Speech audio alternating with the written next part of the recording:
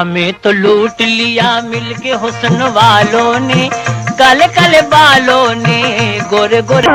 कह दूंगा दिल की बात नजर की जुबान से मैं। कव्वाली गाने कभी फिल्म की सफलता के लिए एक महत्वपूर्ण घटक थे। घड़ी भर को तेरे नजदीक आकर हम भी देखेंगे, घड़ी भर को। ये कव्वालियाँ सुनने वालों को दशकों से झूमने को मजबूर कर रही हैं। निगाहें मिलाने कुछ चाहता है। एक समय था जब कव्वालियाँ फिल्मों की जान हुआ करती थी। पर्दा है पर्दा, पर्दा है पर्दा, पर्दे के पीछे। और इन्हीं कव्वालियों पर फिल्मों की सफलता का दारोमदार होता था। है अगर दुश्मन दुश्मन जमाना, गम नहीं को। हिंदी सिनेमा के स्वर्ण युग के दौरान कव्वाली अपने चरम पर थी और लगभग हर फिल्म में कम से कम एक कव्वाली होती ही थी।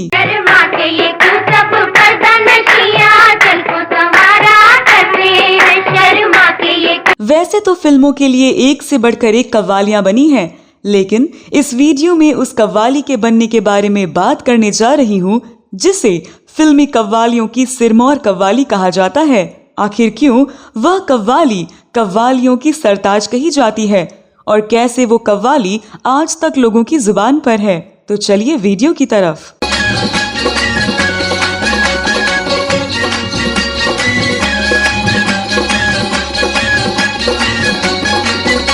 दोस्तों, कव्वाली सूफी इस्लामिक भक्ति गायन का एक ऐसा रूप है जो मूल रूप से पूरे दक्षिण एशिया में सूफी मंदिरों या दरगाहों में गाई जाती रही है। लेकिन जब से फिल्मों में कव्वालियों को शामिल किया जाने लगा, तब से कव्वालियां लोकप्रिय होने लगी। वफा का शौक से तू इम्तिहान ले। जहां तक पहली फिल्मी कव्वाली की बात है तो ये 1935 की फिल्म तलाश ए हक में कव्वाली थी, अल्लाहू। सुनिए उस कव्वाली की एक झलक।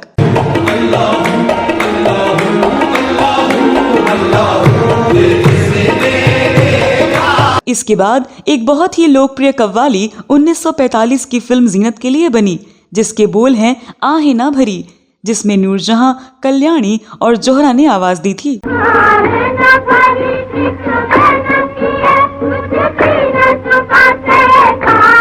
एक बहुत ही लोकप्रिय कव्वाली थी 1958 की फिल्म अल हिलाल में, जिसके बोल हैं हमें तो लूट लिया मिलके हुस्न वालों ने। हमें तो लूट लिया मिलके हुस्न वालों ने, काले काले बालों ने, गोरे गोरे। अगर बात की जाए सबसे लोकप्रिय कव्वाली की, तो ज्यादातर लोग फिल्म बरसात की रात की कव्वाली ना तो कारवां की तलाश है को मानते हैं, जिसका संगीत रोशन ने दिया था। कारवां की तलाश है, ना तो हम सफर की तलाश है। इस कव्वाली की लोकप्रियता के बाद रोशन कव्वाली किंग बन गए, जिन्होंने फिल्मों में कई और लोकप्रिय कव्वालियां दी। रोशन ने हिंदी फिल्म इंडस्ट्री को जो वादा किया वो निभाना पड़ेगा, लागा चुनरी में दाग छुपाएं कैसे, रहे ना रहे हम महका करेंगे, बहारों ने मेरा चमन लूट कर, पूरे ताल मिले नदी के जल में, मन रे तू काहे ना धीर धरे, निगाहें मिलाने को जी चाहता है, जैसे महान गीत दिए।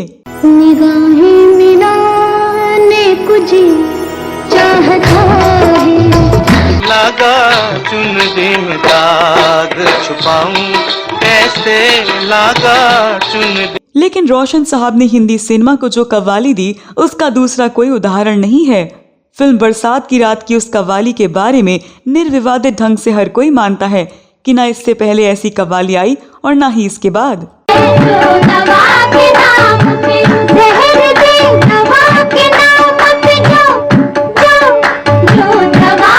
इस कव्वाली के बनने की कहानी भी बहुत ही दिलचस्प है। बात है 1960 की, जब मशहूर निर्देशक पी संतोषी भारत भूषण, मधुबाला और श्यामा को बतौर लीड एक्टर लेकर बरसात की रात फिल्म बना रहे थे। फिल्म में संगीत था रोशन का और गीत लिखे थे महान कलमकार साहिर लुधियानवी ने। साहिर लुधियानवी को एक नायाब कव्वाली लिखने की जिम्मेदारी दी गई थी।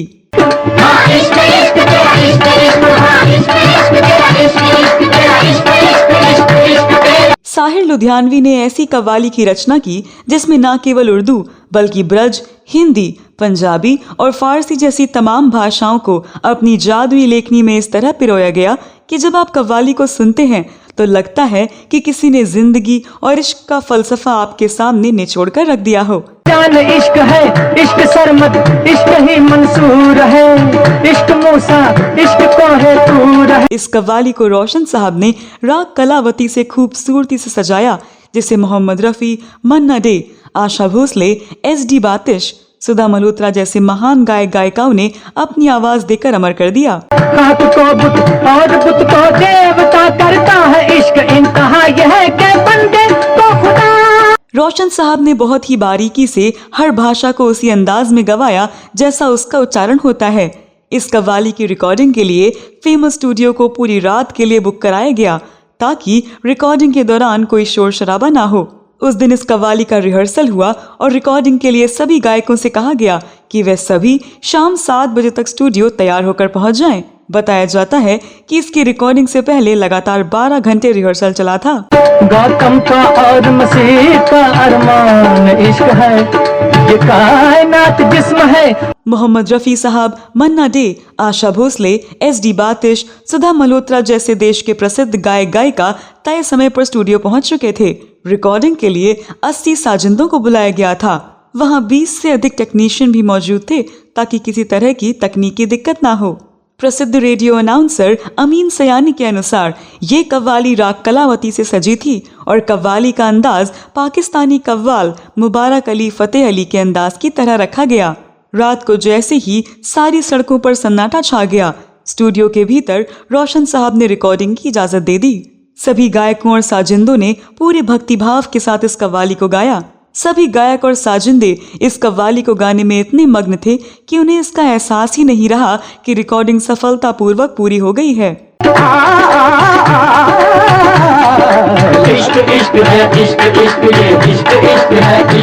जब रिकॉर्डिंग पूरी होने की घोषणा की गई तब वहां उपस्थित गायकों और साजिंदों के बीच से ये आवाज आई कि इतनी अच्छी कव्वाली, ऐसी कव्वाली ना तो अब तक बनी है और ना ही कभी बन पाएगी। ये सुनकर उन गायकों और साजिंदों में से किसी ने कहा, जी कहता है कि इस कव्वाली को रात भर गाएं।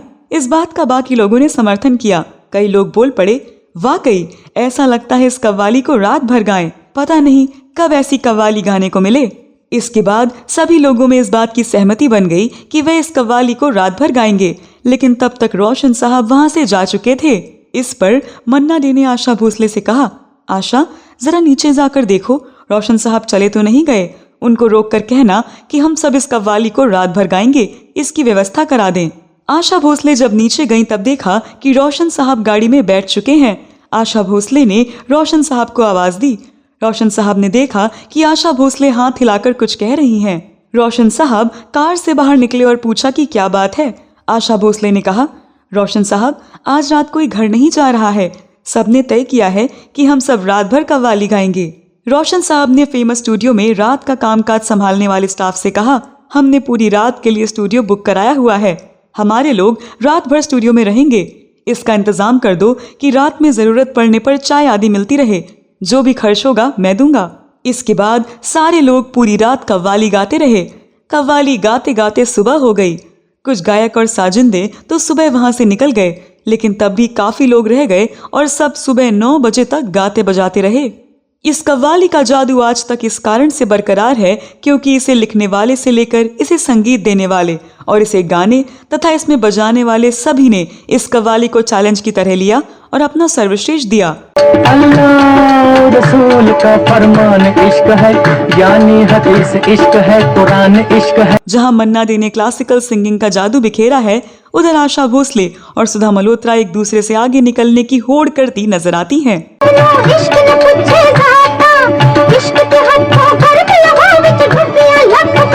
मोहम्मद रफ़ी का इस कव्वाली में प्रवेश तब होता है जब आधी कव्वाली हो चुकी होती है, लेकिन उसके बाद तो रफ़ी साहब का ही जादू चलता है। जहां से रफ़ी साहब इस कव्वाली को अपने हाथ में लेते हैं तो फिर ये कव्वाली बाकी सभी गायकों के हाथ से निकल जाती है और कव्वाली की बागडोर रफ़ी साहब के हाथ में आ जाती है। नाज़ो अंदाज से कहते हैं कि जीना होगा, जहर भी देते हैं तो कहते हैं। दरअसल रफ़ी साहब की आवाज मुख्य एक्टर भारत भूषण के लिए होती है और फिल्म के फिल्मांकन में दिखाया जाता है कि आधी कव्वाली के बाद भारत भूषण हारमोनियम थाम लेते हैं और गाना शुरू करते हैं। उनकी बगल में एक साजिंदा भी उनका साथ देता हुआ गा रहा है। नाज़ो अंदाज़ से कहते हैं कि जीना होगा, जहर भी देते हैं। भारत भूषण और बगल में बैठे साजिंदे दोनों ही के लिए रफ़ी साहब की आवाज़ है।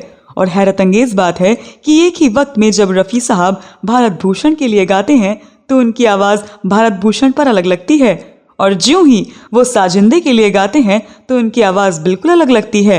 ये बदलाव फ्रैक्शन और सेकंड में होता है।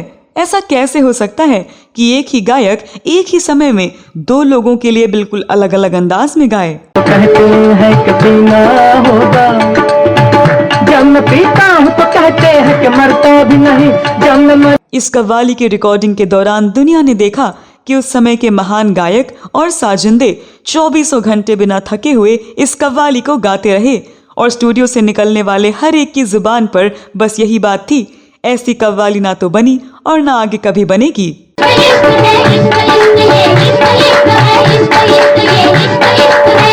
इस कव्वाली के बने हुए 62 साल से अधिक का समय बीत चुका है, लेकिन आज भी ये बात सच है कि ऐसी कव्वाली ना तो बनी और ना आगे बनेगी। राह उल्फत की कठिन है, इसे आसान समझ, क्योंकि ये इश्क इश्क है, इश्क इश्क ये इश्क। तो दोस्तों, आप इस कव्वाली के बारे में क्या कहना चाहते हैं?